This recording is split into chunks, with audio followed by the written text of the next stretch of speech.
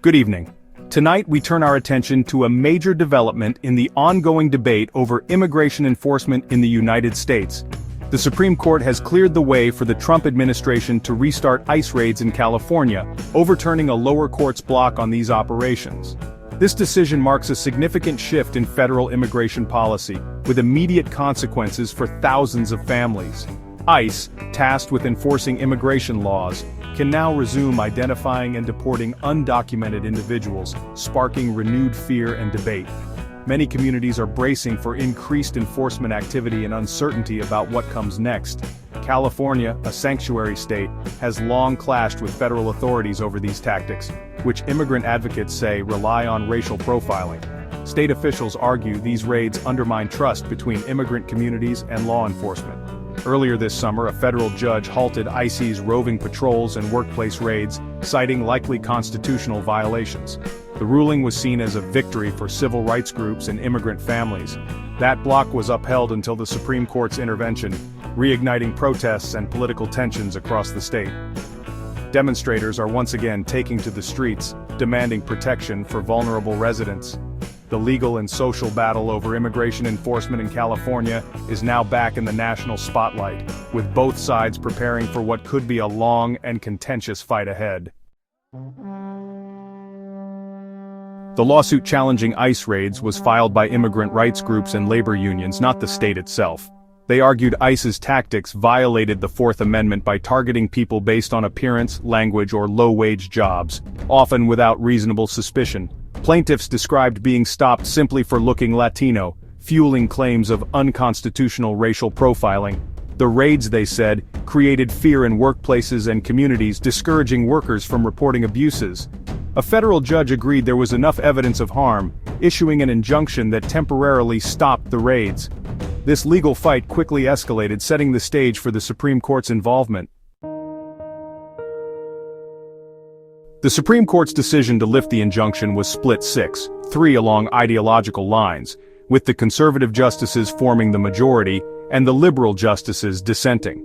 This sharp divide highlights the ongoing tensions within the court over immigration enforcement and civil rights. This emergency order allows ICE raids to resume while the case continues in lower courts, meaning that federal immigration authorities can once again conduct enforcement actions that had been paused. For many, this signals a return to heightened uncertainty for undocumented immigrants and their families. The majority offered little explanation for their decision, issuing only a brief order. However, Justice Kavanaugh wrote separately, arguing that reasonable suspicion isn't an impossible standard for law enforcement to meet, and that officers must be able to rely on their training and experience in the field. He emphasized that ethnicity can be one factor among others, but should not be the sole reason for suspicion. This nuanced position attempts to address concerns about discrimination while still granting law enforcement some discretion.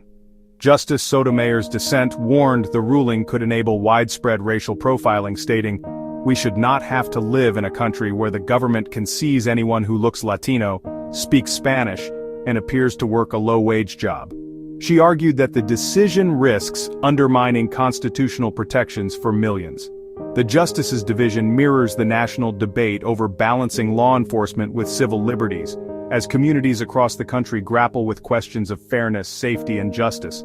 The ruling is not final, but it has immediate, far-reaching consequences for immigrant communities, who now face renewed fear and anxiety as enforcement ramps up. Many families are left wondering what the future holds. The legal battle now returns to the Ninth Circuit for a full hearing, where both sides will present more detailed arguments and the fate of the policy will be reconsidered. The nation is watching closely as the courts wrestle with these fundamental questions, knowing that the outcome will shape the lives of countless individuals and set important precedents for years to come. The Supreme Court's decision drew immediate polarized reactions from across the nation, sparking intense debate and discussion. The Trump administration called it a significant win for law enforcement and public safety, insisting that ICE will now be able to focus more effectively on criminals and those posing a threat. Supporters argue that sanctuary policies undermine federal authority and public safety, while the ruling restores uniform enforcement across the country, ensuring that laws are applied consistently. Immigrant rights groups and the ACLU condemned the decision, warning it sanctions racial profiling and tears families apart, creating fear and uncertainty in immigrant communities.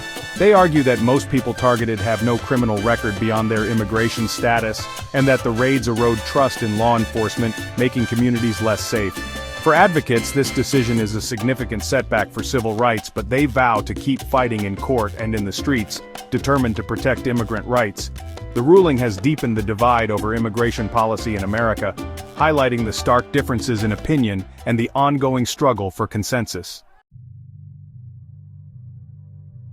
With ICE raids set to resume, fear and uncertainty grip California's immigrant communities. Legal aid groups are mobilizing to inform residents of their rights and document enforcement actions. The Supreme Court's order is temporary. The underlying case now returns to the Ninth Circuit for a full hearing. The outcome could set a national precedent on racial profiling and law enforcement powers. Political and social tensions are expected to intensify, with more protests and heated rhetoric likely. The conflict between federal authorities and sanctuary states like California is far from over.